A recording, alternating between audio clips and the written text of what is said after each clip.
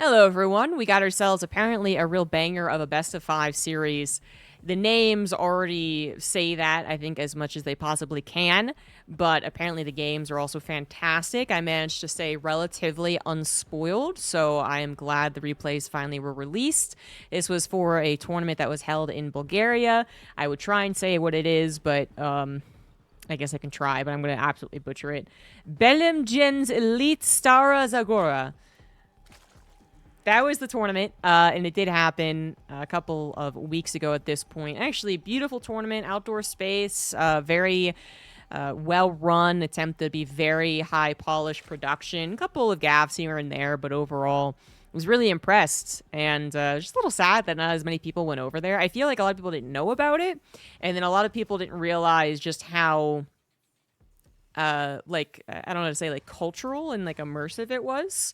I don't know. Like, the first thing I would hear, right, is that maybe it would go into this like dinky old convention center that was kind of just like any other tournament, right? So why would I fly over there? But it actually was really good and very beautiful, and I kind of regret not going. So I hope they do it again. But anyways, let's go ahead and introduce the players. In the top right, it is Reynor, and in the bottom left, it is Clem. This was a double elimination playoff brackets. And this was, I believe, their first time of meeting each other, and in a best of five. So apparently, not only was this really excellent in terms of the quality of gameplay, but it also might be a bit of a sneak peek, a bit of a analytical moment here, as the meta could shift, because some of the games at the tournament as a whole did actually showcase some mutas in this matchup. So that's maybe a little bit of a spoiler there, but one that I think is more enticing than it is, depressing, like, oh, now I know what's going to happen. Because I actually don't know how it was used, when it was used, what maps it was used, but all I know is that people do love their mutas, and they kind of miss those old-fashioned days, so I'm really excited to see when it is actually used. Obviously, these two players are big news, both world champions at this point. Unfortunately, Reynor's was at a kind of bummer of a year. It was online, but still. And Clem, obviously fresh off his EWC victory, where he did not end up facing Reynor. We have a very normal opener, as we have the Reaper going for some micro, so I can take some more time to explain here. But at EWC, Clem just steamrolled across the competition in a very surprising fashion. No one would have expected that, particularly those finals. But that he did. And what was interesting was that it wasn't really arguable that Cyril wasn't playing up to his standard as far as a general sense, because he also had a lot of dominating victories at EWC. I mean, his semifinal was as dominant or even more so than Clem's semifinal. Oh, they did actually play each other at EWC, that's right. So what ends up happening, right, is that Reynor says, okay, I did lose to Clem, but I was the only one who managed to, like, even bring him to the brink of death.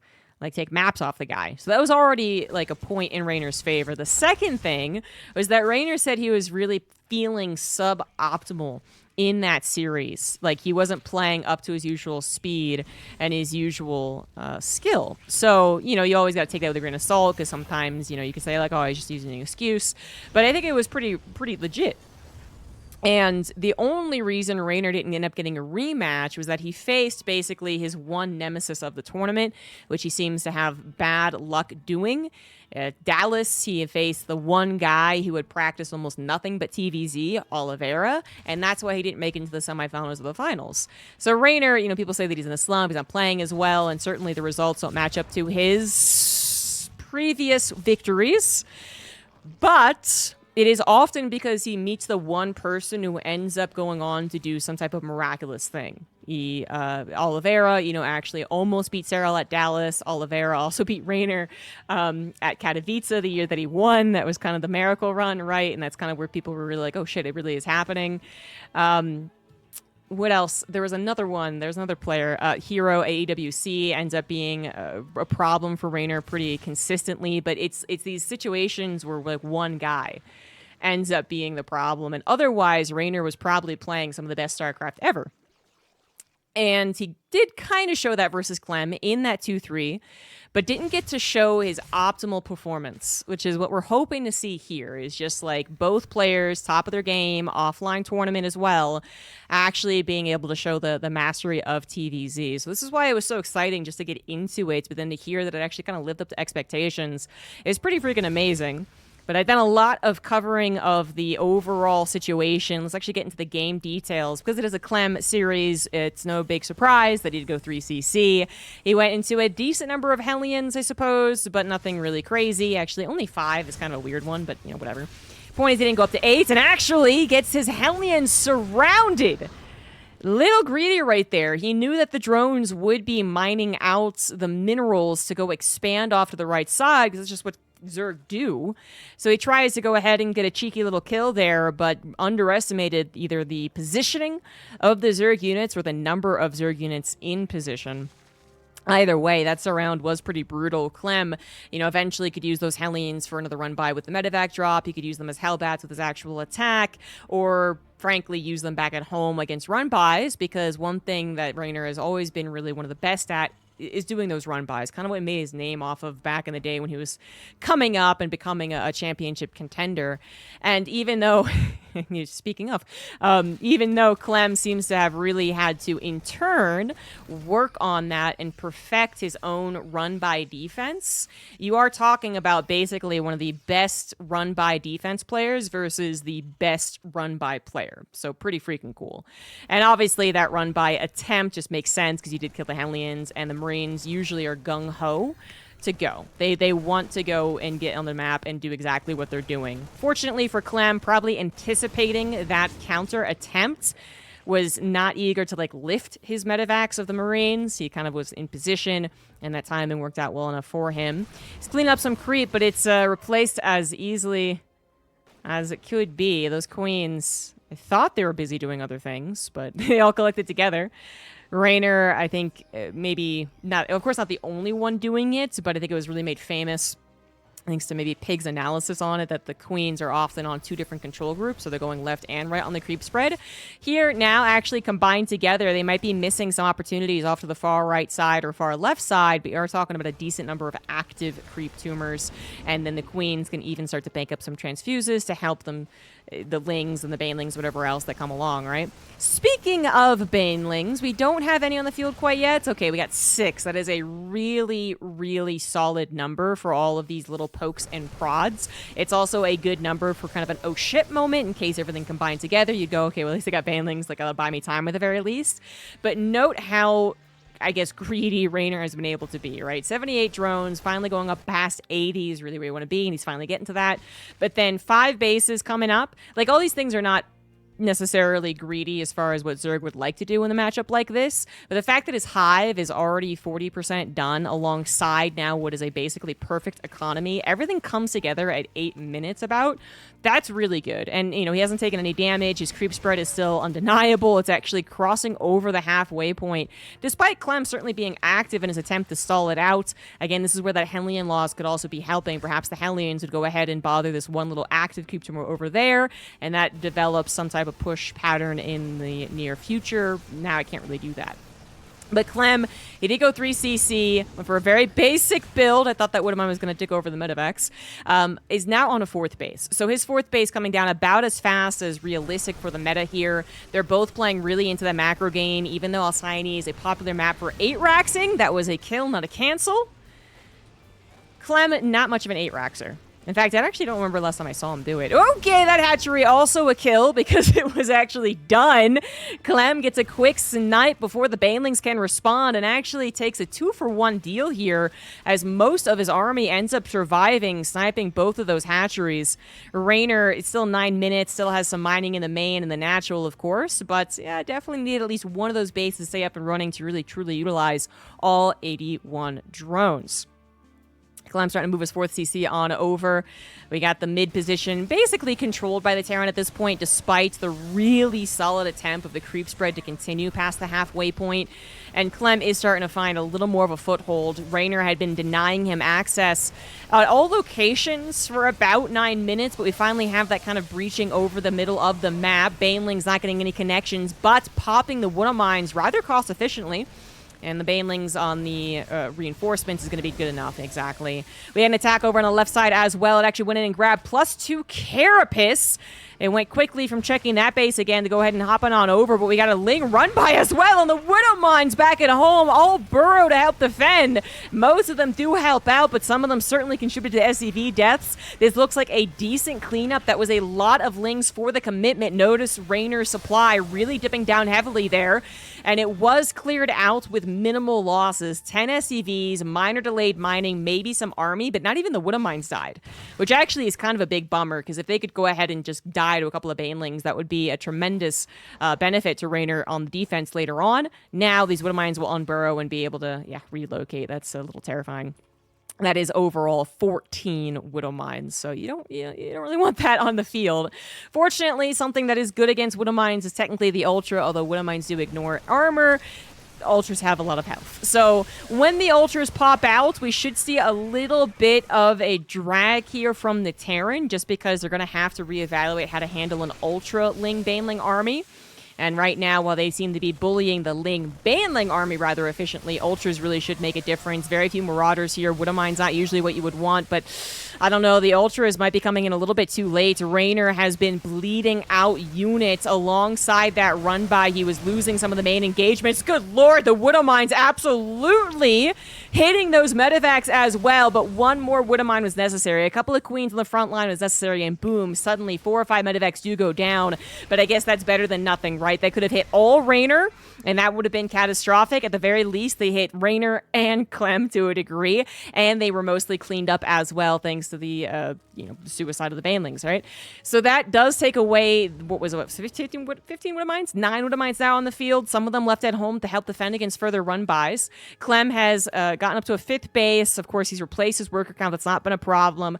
Reynor finally replaces that gold base at some point, but then actually did not grab that 6th particularly quickly under so much pressure. Finally gets that up and running. Is going to have to transfer some drones. And actually might want to add some more drones too. Just 79 drones here as we head into what is, I would say, officially the late game. We got Ultras on the field. We got some good upgrades on the field. 3-3 for the Terran, about 80% done. Ghost Academy is on the way. Perhaps that's the real signifier that it's the late game. But we're down and dirty into a macro game. So Reynor would love to have that excess bank that Zerg has to rely on as the game continues to drag on. And unfortunately, he does not have that. He's going to have to make these engagements a little more resource efficient. Extremely difficult to do as the Zerg player. Just breezes on past the Liberators to hopefully catch the Bio. The Bio forced to retreat, also dealing with another run by here. A couple of drones, a couple of FCVs, both go down. Not too big on the economic damage for either side, but the loss mining over here, that hatchery going down once again, obviously a big hit to the economy. And this is just silly. This is just, why? This is just, if this was not such a serious best of 5, Reynor might have just question marked him right there. I can't believe 2 Marauders successfully kill a hatchery under the protection of a Liberator against Massling. The Queens also being bullied here, and without the Queens, there's nothing to take care of the Liberators. They will stay there forever, as we're not going to be affording Corruptors anytime soon. A couple of Abducts could also work, but I don't think we're actually having the time or the presence of mind to get there. Parasitic Bomb also effective, but it's just a problem right now. Reynor has actually been on the ropes for pretty much this entire game, even though he seemed to have deflected the attacks in the first 9 minutes rather well. At the end of the day, there was no point in which Reynor really felt overwhelmingly comfortable. It didn't have a huge bank, didn't have the entire map covered, right? Clem stopped him and then was expanding aggressively behind this, so that he has 5 bases, actually make that 4. 4th base went down, 5th is now the new 4th. SCVs moved everywhere, Ultras on the counter attack, a little bit beefier. That's a bigger surprise. Clem probably anticipating just Lings, right? But is it going to be enough? Because Clem's army on the forefront is continuing to do really good damage, killing Ultras, killing hatcheries, killing drones. Clem's supply, I think, is telling the tale here. Reynor really bringing it at every moment, as much as you could expect the Zerg player to bring it, I guess, maybe the one thing is the spellcasters. Maybe that was the one thing that was missing. But Reynor also was strapped for cash for most of this game. Only at certain points did he have a 500 mineral bank, not much to use, honestly. The gas bank, totally okay, and so Infestor is definitely going to be good use, but the Infestors definitely feel like one of those, I guess I'm kind of out of options, let's try something different, which is just not where you want to be using a unit. You want to have the plan to use the unit, use it in conjunction with a army and a decent supply, and then you got a stew going. But unfortunately, now it feels very desperate. Reynor has been kind of chided, I suppose, by fellow Zergs. Kind of has a little joke around his Infestor usage, which is that Reynor thinks he's basically dying if he goes Infestors. If he thinks the game's even, if he thinks that he's ahead, doesn't necessarily go for the Infestors. But when he is losing, that's when you finally see those Infestors pop out. And don't want to go too deep into detail about, the I guess, differences of thoughts between all the Zerg players on the usage of spellcasters, but that's kind of the gist of Reynor. Reynor does manage to survive a little while longer, but all under 150 supply, while Clem basically gets maxed out. Doesn't bode very well. Reynor perhaps holding on to the hope that the economy of the Terran is not that great, because the 4th base went down, but Clem had his 5th well protected, and then he just, he had an extra, know what that is, his main. And then his main went over to the gold base, which, this is definitely asking for a Ling run by, but I think it's just a matter of having so many problems and only so many solutions to those problems.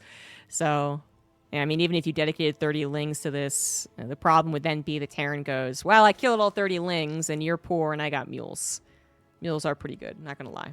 And Clem has also been able, this would also be different if Clem at any point was struggling to remax, could barely find any pennies in the couch cushions, didn't have SCVs to spread around, and so was desperate on that base.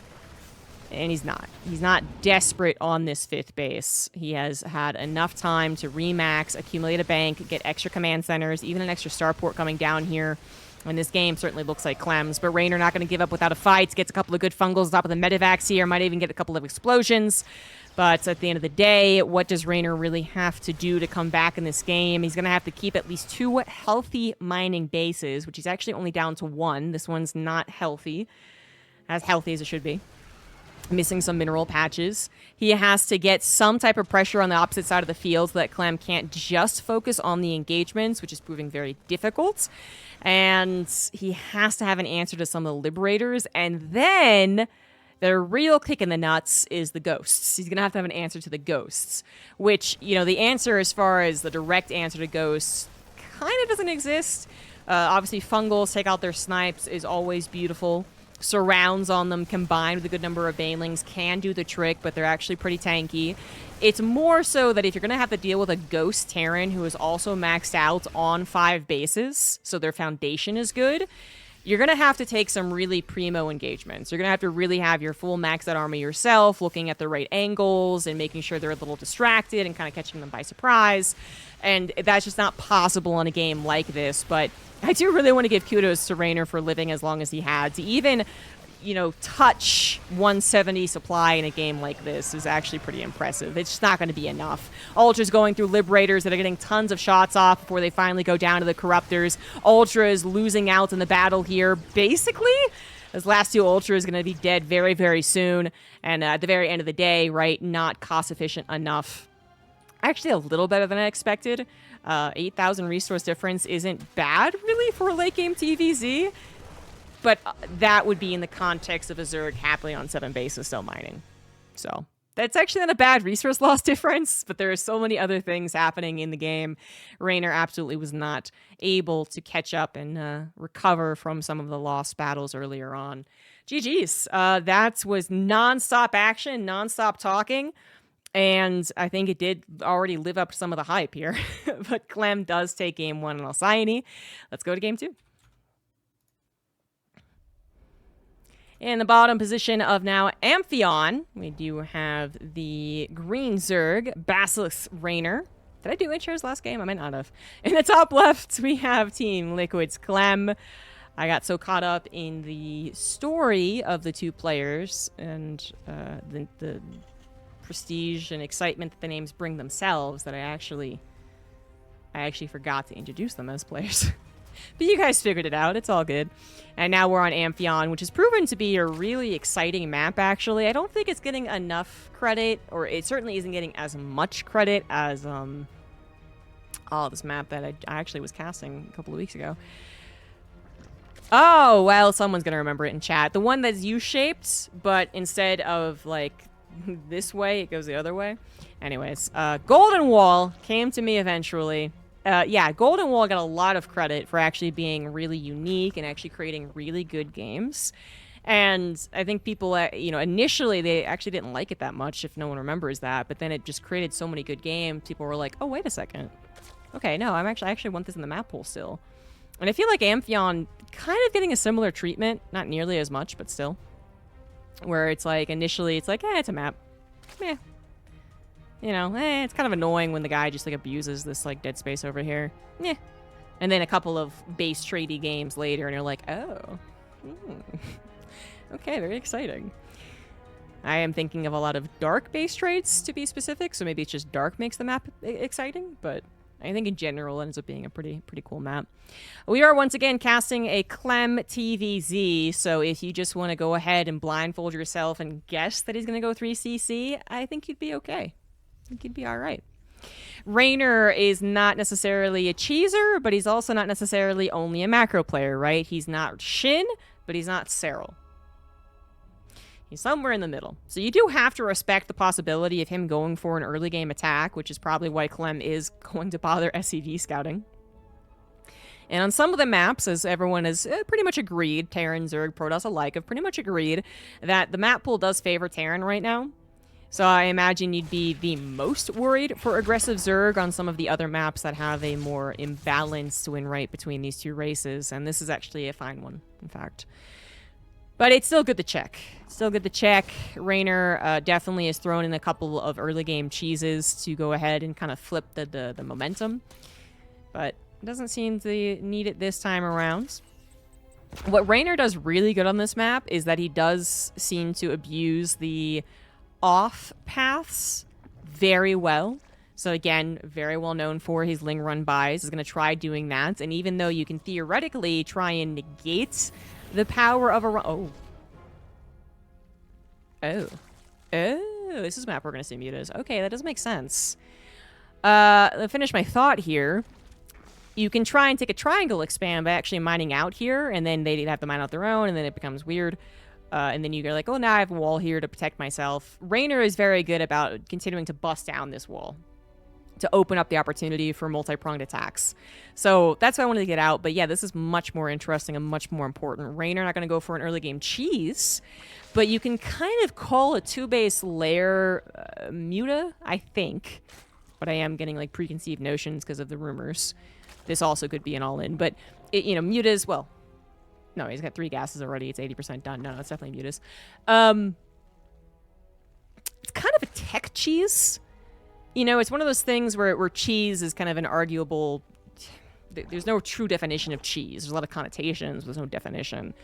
And so you think early game, bunch of units as a surprise. And that kind of covers what cheese is. I would say this is tech cheese because it obviously is a little more invested as far as the technology, but it's still kind of cheesy, as in it is a surprise factor that still goes along with it, and it is still a actually impressive amount of units, even though it's not necessarily what you think of when you think of Mutas. You're like, you can't get that many Mutas that fast. No, you're gonna have 6. How is it impressive? It kind of is, just because there's so little anti-air from a Terran most of the time. But this is really important. So Clem, possibly figuring this out way faster. Right? He doesn't have to see the lair to start checking off things that it could or could not be. He sees that lack of third hatch. She's lack of third hatch. She's lack of third hatch. So maybe starts even thinking that it could be, either a Nidus Worm. So maybe that's why his Marines are already heading over to the left side. Or that it could be a Spire. And that scan basically confirmed it. Again, I didn't see that it was a Spire. It's in the natural instead, but it confirms it. So, what is good about what Clem was doing is that he didn't necessarily say like, oh my god, 100% it's Mutas, like right off the bat, but he was already going into a 3cc 211. So he had reduced the number of Hellions he meant to produce, and he was already building a good number of Marines with Stim and then already on their way to combat shields prior to the Mutas even popping. That's a good sign. You have the anti-air. Because again, 8 Mutas popping over when you still have 6 Hellions and 2 Marines is a little sketch. But I think what is really cool what Clem does as soon as he starts to pick up on what's being put down is that he actually still consistently adds those Hellions. I don't know if it's something that he's been experimenting with overall versus Zerg, but I actually really like it versus a fast Muta player because it is really easy to focus only on the Mutas when a Ling Swell on the ground can often be the combination that kills a Zerg player. And, well, if you're going to have an armory done and Hellbat's ready to go, then it makes it even better. The Banelings are not going to exist here, so this is not a defensive move. It's an entirely offensive one. Great call here from Clem to go for that fast armory. The Banelings do not come along with this fast of a Muta build. It's just a fact. What perhaps Clem should have done better, though, is to build some freaking missile turrets. Uh-oh, this is getting really weird. 21 SCVs is a tremendous blow to Clem's economy, and while he's trying to do the same to his opponent, it's not quite happening, but oh, I'm so sorry. I'm so sorry. Okay, there it is. There it is. There it is. Plus, the drone count was already unnaturally low for a Zerg player considering the build. But then you kill 21 drones, feel a lot better about yourself. What a weird, weird game. Vikings have come out as a kind of bridge of anti-air. Oh, God, that barely got lifted. Which is actually quite useful because of their range, believe it or not. And then they're covered by Widow Mine, so there's like a last little kind of like emergency hit squad of anti-Muta army, but the Marines could not be produced under the Muta fire. So we don't really have, again, a lot of reliable anti-air, but my goodness, 45 SCVs going down. Second base of the Zerg going down as the third remains the only mining base for Reynor. Clem only mining from his main. 8 SCVs to 24 drones. Reynor also supply blocks, funnily enough. He's about to fix that though. And it looks like without the medevac energy healing up those Marines, we do have the Marines susceptible to the mutifier. I actually wonder if maybe that would have been enough anyway, because one thing Reynor did was that he continued to add on Mutas despite this weird base trade scenario where it could feel very easy not to go for the vulnerable unit. But he actually made 15 Mutas in total, leaving him with 10 to help take out those Marines who were injured from a stim the medevacs could not heal. Very, very interesting way of this developing, you know. I've seen a lot of 2-base Mutas versus a Terran player who just respects it, deals with it, calmly plays the rest of the game out, and frankly wins a lot of the time. But this definitely turned on its head when Clem decided to go all aggression, hoping the Mutas would have pulled back to help out with the Marine Hellbat attack, and they would have probably cleaned it up. But then in the time the Mutaling clean up the Marine Hellbat, Clem would have, you know, had 3cc mining off of 70 SCVs and 65, whatever, and upgrades on the way and more Marines a-coming, right? It was an extremely dangerous, risky, gambly call for Reynor just to continue with the attack, but it was started by the incredibly dangerous, risky call to be aggressive by Clem, who once again is kind of playing with fire here by being aggressive, but he also might be feeling like he's stuck between a rock and a hard place. The first one was decisively different than a lot of safe play versus Zerg. This time, this attack that is getting cleaned up right now might be because Clem feels the need to be aggressive. He knows this game has gotten wonky, and he's hoping that Reynor is basically on the negative side of the wonkiness, when actually he might have won out of the weird base trade scenario that we had. It's very difficult to call when a Zerg player's on 1 base, 30 drones, but finally getting up to 2 bases again, finally getting his third, most importantly, kind of just digging deep into what he was trying to get to in the first place, which is Mutas. Like, he continued making Mutas, and that has proven to be a viable strategy, despite Mutas generally being very fragile units and very dangerous to control. They're not meant to be in head-on fights, which Clem has been trying to force. And now are they finally doing what they would usually do, which is pure harassment. but this has caused such a chaotic, weird game. I'm sure Clem has played against Muta players in his career, even though basically his time of domination came long after Mutas were out of the meta. He still had a couple of people try it against him. I'm sure some ladder heroes do it against him too, but a game like this, very difficult to practice. And the Marines on the left side finding a really nice little run by, but only doing equivalent damage to the Mutas so far. And more Mutas were created as well, so now able to chase down some of these medevac drops. Very difficult to call this game will go, but I think... Yeah, Reynor definitely needs to drone more, so 6 more drones definitely called for. Finally has a base to actually get those drones mining, so that was one of the big problems. Clem was forced to give up his 3rd location for a little while, but saved his 3rd CC. Couldn't produce 3 SCVs at a time consistently. Still can't, actually. Never started his upgrades by having the engineering base.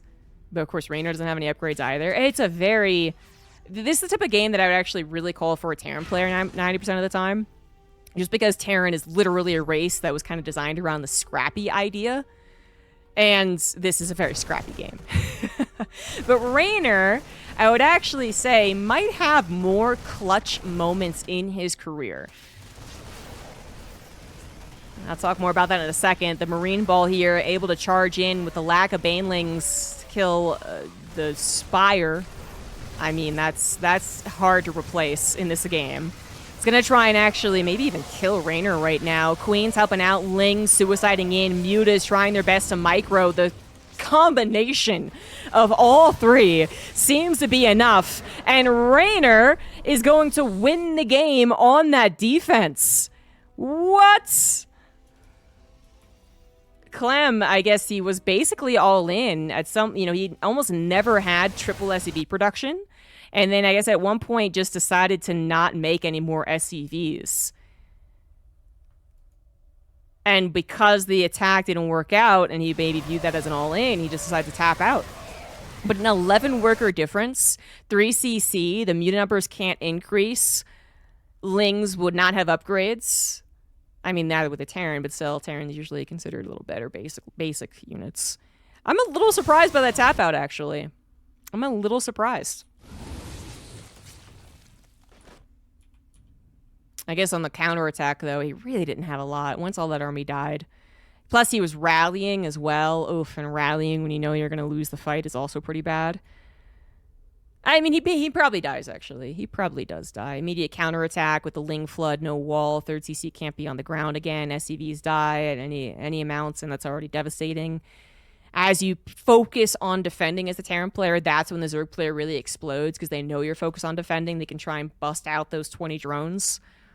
I don't think it's an Ija GG or anything like that. I'm just a little surprised he tapped out that soon. But it is only game 2, and perhaps thinking cutting his losses would be better than trying to somehow make a miraculous comeback. But yeah, I said Terran kind of gets the benefit of these scrappy scenarios, but Reynor has more clutch moments, and that definitely felt like one. So he ties it up 1-1. So after a crazy game 2, we get ourselves into Crimson Court. In the top right for Basilisk, it is Reynor. And in the bottom left, we do have Clem. First game was very high-quality TVZ, but Clem kind of just had that extra 10% that he's been showing versus most Zergs and was able to push on through. But then the second game was so weird and so unique, especially for 2024. You could tell me there is 5 bajillion games that look like that in Heart of the Swarm. The first year and a half of Heart of the Swarm, specifically. Before it became mech versus Swarm hosts. Because there are so many mutagames. Oh my god. Oh my god. Okay. Because there are so many mutagames in that era. But it's really died off. So, okay. Never mind about the mutas thing. Crimson Court, one of those maps that I was referring to when I said that there are maps that people just acknowledge are a little fairer towards the Terran. And when that happens, one of the ways that you can try and change that dynamic is by changing a style, going from a typical Ling Baneling style or something to roaches, which is a very popular maneuver on this map.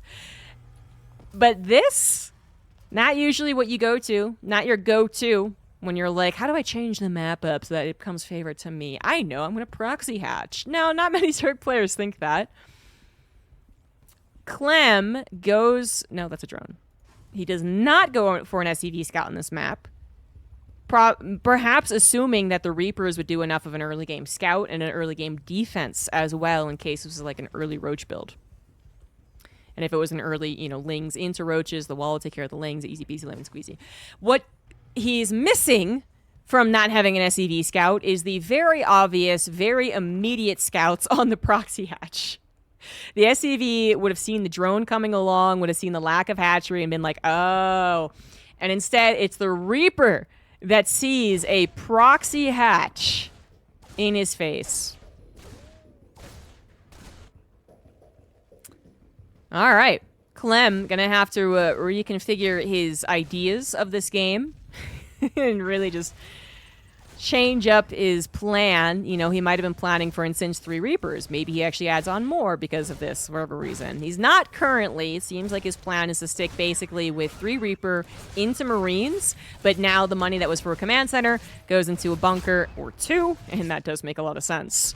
Unfortunately, not quite gonna get that Reaper. Reynor, yeah, you get the Reaper. Nice focus fire. The Queen will die, and it's difficult to argue the Reaper, you know, the Queen was going to be dead anyways, just to be super clear. Queen was dead no matter what. But you certainly wouldn't be A-okay with just only killing a Reaper so far. That Queen still had a job to do. Perhaps injecting wouldn't actually be all that useful because it's such an early game maneuver. Like, you barely have money to produce anyway. But Creep still would have been useful. A Transfuse still could have been really useful. Any amount of extra damage could be extremely useful. And now it's dead. Second Queen is on the way, however. No Queen in the main base of Reynor, as he also doesn't drone the main base. He is droning a little bit. And he is keeping in mind to, I guess, now only saturate his main. At this point, if you've never tried to proxy hatch as a Zerg player and a Zerg player, what becomes problematic is having both in the same hotkey and then producing the wrong unit back at home and the wrong unit on the offense. And it seems like Reynor is paying very close attention to that. He's built up a good number of Roach Ravager, 3 Roaches, 3 Ravagers, Reapers on the backstab actually is kind of a cute maneuver. Bunker number 1 goes down, but that's why 2 bunkers are here. There's a backup, and it looks like Clem is just feeling more and more confident. He should still be taking this absolutely seriously. There is no recovering from this as the Zerg player. So they are entirely all in. It looks like he's actually... I mean, he's taking it seriously, but he is choosing a kind of riskier maneuver, which is to go after the army. He thinks there was a chase point, but I'm not sure there was. He does lose a lot of those frontline units, almost loses the Marauder. Cyclone can't do everything on its own, even though it is very useful. And a 3rd bunker behind the lines would have been the extra safe maneuver. Instead, he did what he did. He tried to chase after the Ravagers and get those high-quality kills, and that might have been a mistake. Maybe he should have just taken the kind of, you know, good situation at the very beginning as a boon, and then tried to recover elsewhere, but this might actually be too far gone. Reynor just has so many units. Clem has nothing more to fall back to. The Cyclones, as I said, they can't do it all by their lonesome. Clem, maybe not taking this seriously. Or as serious as he should, I should say. Perhaps so used to typically a not proxied version of this build that he did basically exactly what you would expect from a 2 racks into defense, because this is what you had to figure out when the 2 racks was becoming a really common strategy. You know, you saw basically Bjorn doing all the time, so Bjorn's who I'm going to reference here. Bjorn would die to a 2 base, basically no drones, all in, early on in his development of the 2 racks. And then he started to defend it with the bunker behind the barracks. And then it was like, it kind of held, but it was so weird that it wasn't really worth it.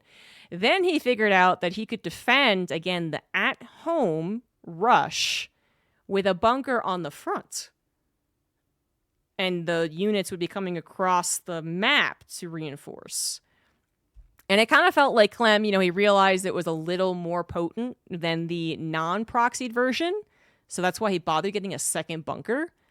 But then maybe still ultimately was overwhelmed by just how many units came up to his front of his base that fast. I mean, it's just something that you can't really account for without a lot of practice against it. Because even if you like mentally account for it, you're like, oh, they're moving so much faster. it's still something that feels really, really different. That's my reasoning behind him taking it a little less seriously than he should have, because there's so many other options he could have done, right? Again, moving the army behind the barracks faster, building a third bunker behind the barracks at some point. If he really thought he was in danger, there could have been some attempt to even hold the high ground, lift your command center and kind of like buy more time. And none of that happened. Did he think he already lost when the second bunker went down? Possibly. I don't know. But analysis aside, for Clem's side of things, Reynor going for an ultimate cheese was a real baller move, and it 100% worked. I think that was a really good maneuver on a map where the expected cheese is not as potent. And so you kind of make it a twist. You kind of get them into an uncomfortable game they haven't practiced before, and you get yourself a lead in the series versus Clem. Potentially the last game here, as this man has gone up 2-1. It is Reynor. And in the top left of Site Delta, we do have Clem. Falls behind in the series, kind of with two different cheeses. I over-explained how the 2-base Muta is kind of a cheese. It's just not what we usually think of as a cheese, but it is, I would say. And then a very, very much cheese. No one would disagree with that. All in from a proxy hatch from Reynor. But the first game was a macro game, and it was pretty damn nice. And the second game might have started off with a kind of a cheese, but the way that the game formulated got to, it was a testament to how the players are able to adapt in a longer game. They just didn't have a 3cc versus 4 hatch beginning. And the third game was simple cheese. But anyway, so Reynor, he kind of gets a couple of maybe upsets, kind of is the right word for it. Like, him upsetting Clem in general, should he win this series, I think it would be an upset. Even though I think a lot of people would acknowledge Reynor's capacity to win versus Clem. Clem's been on such a hot streak. He's still coming off basically fresh from the EWC where he just dominated the competition. But Reynor was the thorn in the side that ruined a potentially perfect streak at EWC. The question is, can Reynor continue basically breaking expectations in both his gameplay and the results to actually defeat Clem in an overall best of 5? That I don't know, because Zerg has a limited number of options to really go for cheeses. The valid ones that actually have some amount of win record to them. And a lot of them are so done. They're constant, like this one actually. Coincidental, I didn't know I was going to do that. But like this one is just so done all the time that it would be very difficult for me to say that Reynor could ever win with something that is pretty on the nose. And I know it's not scouted yet. Clem doesn't know about it. There's no SCV scout. There's no Reapers either, which is actually a very interesting opener from Clem here. But it still is not the most impressive cheese Zerg can have, because right now Zerg doesn't have necessarily an impressive cheese. It's impressive the way that they might use it. It's impressive the way they might, change expectations on it. It's impressive when it completely blindsides the person. It's like, oh, I guess Gumiho forgot that existed. And occasionally Terrans do die to some really simple cheeses. But they're usually not considered the best. And I don't know, this one kind of is what I was thinking of. A 2-base Roach, no early Ling pressure, but that would be basically pointless with the wall, which actually, technically, Reynor didn't see. And yeah, this is the blind facing the blind, technically, at this point. Right now, the Overlord's going to see that it is a Hellion opener of some sort, and Reynor's probably like, yes, this is exactly what I wanted. But they do have the capacity to make Cyclones, should the Hellions figure things out quickly enough. And already no hatchery, a lack of creep spread. 2 queens on the front, though. Those creep tumors are probably going to be on the way. Still no third hatch. That's the biggest, okay, what's going on here? What is happening? Interestingly enough, an armory comes down. Was Clem going to do one of the fastest, cheesiest Hellbutt attacks in the history of StarCraft? I think he was. But now he's going to need to use them to defend against one of the typical Roach rushes of the meta. And you know what? Hellbats ain't too bad at that, actually. Armory's not done, though, and the Hellions are forced to help out the Marines just as Hellions, but help they do. 2 Roaches going down, third one gonna fulfill its destiny and become a Ravager, but still. Chipping away at the units while you are still producing and also buying time. Hellbats could be helpful because the medevac would also heal. We could also get a repair on them too. Double whammy on that. SEDs could also be pulled into this. We know that this is pretty dedicated from the Zerg player. And oh, we got some Hellbat drops as well. I kind of forgot that was an option too. Back in the day, Hellbat drops were actually legitimately used against Mass Roach, guys. I know it sounds stupid and it kind of didn't work out after a while, but initially it did. And then we're getting to see it now again here. It's almost like a... It's actually so close to being just an overall throwback past a 5 TVZ. It's kind of funny. But we got the Ravagers now being hunted down without that thick wall of roaches on the fronts. They are gunned down to completion. Overlord gets taken down as well. And Clem holds against the Roach Rush with a Hellion opener that looked like it was already handling it to a certain degree, even before it became Hellbats, even before the Cyclones popped out as well.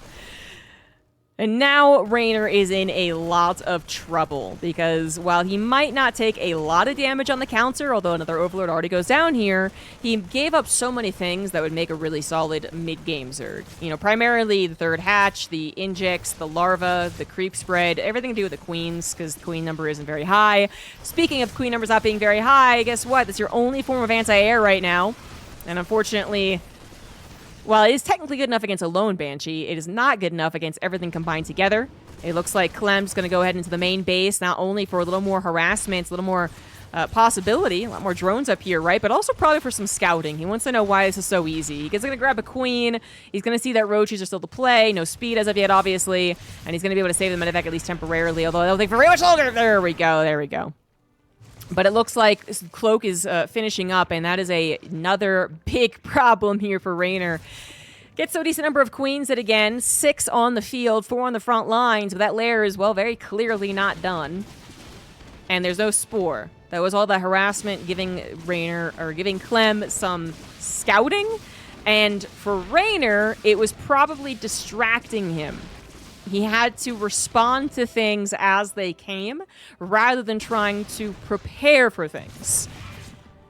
And so the Spore Crawlers, honestly, I think just slipped his mind, where he thought, okay, he's not going to invest into Cloak, and I really, really, really do not want to sacrifice a drone for a Spore if I don't need it. But eventually he did. That lair is not going to be fast enough. And the Banshees do add a lot more chaos, a lot more kills, and they will also survive so that they can help out on the defense. Well, one of them died, but we still have 2 on the field. So you can help out on the defense in case it goes into a mass roach, in case it goes an all-in, in case it goes for a run-by. Banshees will be helpful, and speaking of an all-in, we do have a lot of lings on the way. Ravagers being formed. The Banshee not quite going to see all of that. Sees a 2 base saturation, and it's really hard to tell, I think, in a game like this exactly what it means when a Zerg player doesn't have a lot of drones, because it could be that they're just dying. Not that they're all inning. So Clem might be unaware of this, but if he gets a whiff of it, the Banshee perhaps sees the Lings, for instance, that tank will siege. Well, it is sieged. The Marines could be in a much safer location, though, I think is what I'm mostly looking at. They could be surrounded. They could be biled. This could be Reynor's one chance to complete this series, 3-1 in his favor. It could still happen. Clem is not for sure that his opponent is just building up an army right now. And he's getting very little scouting to tell him otherwise, although the 4th base lacking as the Banshee flies over is starting to probably give more and more indications. We're also just taking a long time to actually pull the trigger on this attack. 2nd tank will be out and possibly able to siege up in a secure location. Here we go. There it is. The Marines out in the open, get surrounded by the Lings. And Corrosive Bios will get a couple of connections, but not the most beautiful ones. Clem forced to react very quickly. He's trying to make do with a bit of scrappiness here, but the Marines do fully unload. The Ling fodder is almost gone at this point, and while the Ravagers look intimidating, they never want to be on their own. They're also not good at really ending games. They pry open the walls, they take care of the tanks, but they don't really end games a lot of the time. The Ling surround needs to happen once more because that Marine ball is still pretty good. It's going to get even bigger as more reinforcements coming from the main base. Banshee actually comes in to help as well. She was a little off to the side somewhere. And only 7 SCVs have gone down. This is a 3cc Terran. Reynor is entirely all in. He's got no upgrades. He's got no drones. He's got nothing but this attack. And this attack is just not going to be good enough. And Reynor probably knows it at this point as well. The Marine numbers can absolutely tackle the Ravagers at this point if the Banshee doesn't want to do it all by their lonesome. And Reynor is going to have to tap out and be forced into a Game 5. GG. GG. Game number 5. This best of 5 series is going to come to a close on Oceanborn. In the bottom right, it is Reynor. And in the top left, we do have Clem. One of the most played maps in the map pool. One of the most even maps in the map pool. Possibly even slightly Zerg favored. But, you know, pretty negligible, I think. And then it is a macro map. Which, it's, you know, again, it's so played. It's so basic. It's so familiar across maps. You know, this is the most macro map you're really going to get. And Reynor is like, no, it ain't.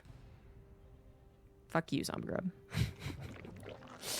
A proxy hatch to possibly end the series. I gotta say, when I heard how this series was credited, positivity around the series, I was not expecting so many cheeses. I absolutely was not. And not just because I always assume that, you know, great games equal macro games, but rather because I also kind of assume in the year 2024, StarCraft doesn't have a lot of cheeses that I think determine the actual ultimate result. I guess. Like, I feel like we've definitely reached a place over 14 years where the better player always wins. And by better player, I mean person who's better at macro, I guess, which people might disagree with, but regardless. And then on top of that, talking about how Zerg, you know, doesn't really have a lot of options for these cheeses. They do have them, but the validity of them, the amount of Zerg players that say, oh yeah, it's a great cheese, I love it, kind of low. You guys don't have as much. It's the Protoss players who still are seen as real cheesers. I think we even still give some credit to Terran 2-racks, like the Proxy 2-racks, which we haven't seen in forever, actually. But to have a Zerg player basically cheese 3 times, because again, I call that muta cheese. Very surprising. Very surprising. Well, I mean, Clem is proving to be the best macro player in the world. And while Reynor did a damn good job against him in game 1, he didn't end up winning it. So, you know, it's very possible he acknowledges his difficulties in winning a macro game versus Clem. And it's like, this is the only way to do it. Throw him off. Do something kind of weird. And then he will have not practiced the scenario 5,000 times. And there is some logic to that for sure. This is, again, one of those cheeses that doesn't happen very often. But it is very much identical, right, to the Crimson Court cheese. The only difference, and it's a pretty big difference, I would say, is the positioning of the hatchery. I think the equivalent positioning on this map would be over at this third, right? I think it's a straight line. There's no high ground advantage. And it's maybe even a little closer. Well, if it was actually at the third, maybe not. But the point is, this is a little different. It's scouted quicker. Its reaction is going to be different because Clem doesn't have 2 barracks on the front lines. He did go into what maybe it was supposed to be a 1-1-1, but then has changed it into a kind of 2-1 here. So that he can have the factory produced and then a second barracks producing Marines, which are going to come out very quickly. Not in large numbers initially, but if this is going to continue on for another 60 seconds, perhaps the Marine numbers will actually be quite impactful. Reynor this time doesn't lose a queen right off the bat, so the creep spread is advancing better than in Crimson Court. SCVs pulled preemptively and in larger numbers than on that game for 2, which I think is a sign that Clem knows to take this as seriously as possible. Because again, as far as seriousness taken in percentages, I feel like Crimson Court was like an 80% serious. And this is looking more like 100% serious. Like, there's no way I'm going to let a cheese end this series in your favor. Even if this means I don't know, even if it means it doesn't look like I was having a totally cool, no problem moment, even if it looks like I was panicking, that's going to be worth it. And I think that's 100% true. If Clem looks like he's panicking, if he looks like he's kind of all over the place, doesn't matter as long as he holds. And it looks like Reynor is acknowledging the likelihood of the defense because he is making drones. Again, proxied, which is funny, but he is making drones. So no opening was given that he could then kind of wedge himself in there and really exploit this potential weakness. Well, the bunker dying, I think it pretty much the specific thing is the bunker did not die. Yeah, this is a good defense. The second tank now out, I think really solidifies the defense. And I gotta say, going back to previous proxy hatch metas and games, it's really a bad sign because the Terran player has kept control of their natural. There's actually a ton of Scarlet games out there on the interwebs where she does something similar on a similar map, honestly. And she might actually win overall because she managed to force the Terran player back up into their main. It's an awkward escape out the natural, drones and creep spreads all over the place behind it, and then she actually ends up winning. But this, with the natural down, SCV's mining, it just makes the Terran life so much easier. You can actually produce is like a key difference. And again, the unit retention has been so good because the bunker has been kept alive. Reynor, he adds on drones, but then goes back into building army, then adds a hatchery, and then goes back to droning. But it's looking all types of ugly for the Zerg player who's mining natural, if you will, is now in range of a tank. Well, that's not good. There's a couple of games out there where you can see a proxied hatchery survive up until minute 10 or 11. And mine as well. And this is clearly just not one of those maps that allows that, not in this position. Still want to be careful because you can't build a wall as of yet, so you don't want to get the tank surrounded by lings, not having it shoot appropriately. But this is kind of game over. I imagine Reynor just bothered getting a hatchery because he had so many minerals in surplus, so... Yeah, just, well, he's going to evacuate that base, but it's definitely going to be an all-in. I think what he's trying to do is maybe keep up appearances to Clem, like, oh, yeah, you got me, like, I'm just going to run away, and I'm going to play defensive, like, go ahead and lift your medevacs. Unsiege those tanks and salvage that bunker, because I'm droning, right? Well, so far, Clem not quite falling for that. The 2 medevacs are a decent chunk of his army, with the 16 Marines in them. But probably perfectly appropriate to do a good amount of damage, potentially, but then also scout. So that, you go, oh yeah, I was definitely rewarded for keeping those tanks in siege mode. Now that the Ravager count hasn't also been revealed to show even more Ravagers than earlier, so I think Clem kind of knows what's going on here. Reynor maybe hoping that his potential arm in the front line scared Clem enough not to do this drop. Was totally wrong about that. Drop comes in, gonna slaughter all these drones, and Clem can just get out of here, no problem. The lings respawn, which I think this is the first time that Clem knows about how many lings are produced, but that's just a good sign to him. He's like, oh my god, you have so few drones. It's hilarious. And no anti-air to kill those medevacs. 4 tanks now, guys. 4 tanks. Bunkers aplenty. He is taking this so seriously. This is as serious as anyone could take an attack at this point when you probably otherwise are purely defended. Oh, he salvaged a bunker. Oh, God. Oh, God. It's not going to kill him. Probably not. He's probably okay. Although you can see the tanks are going down. The lack of Marines to cover those tanks a little while longer against the Lings. Ravagers, Corrosive Bile would have done it eventually. And now there's the lack of Marines in general, but here come the rest of the Marines. They're coming back from the back lines. Now going to turn into a bit of a surround. SCVs do have to be pulled here. Those Marines are actually quite injured from all the stims they've done. And it looks like we're going to have to temporarily evacuate to the high grounds, but it is temporary. Building up the Marines, getting them healed back up. 5 more Marines apiece coming along on the production. And eventually we are going to have the same scenario as last game, which is the Ravagers are too flimsy, too vulnerable, and get jumped on without proper protection. And again, worst case scenario. Oh, that Crucible actually hit. Worst case scenario, we could actually evacuate to the main base and probably still have a pretty damn good game. Reynor is all in. You can see how it could still be valid. There was a chance that if Clem had taken that just a little less seriously, even up till minute 9, he might have actually died. But it's not going to be the case here. Clem does hold strong. Takes it seriously every step of the way. Maybe the littlest bit of danger with that 16 Marine drop because that was missing from the defense on the front lines. But ultimately, he would win out in a weird game if that was what ended up happening. It's not saves the natural, saves his main, has a third CC on the way, and Clem will take the 3-2 victory and advance on in this tournament.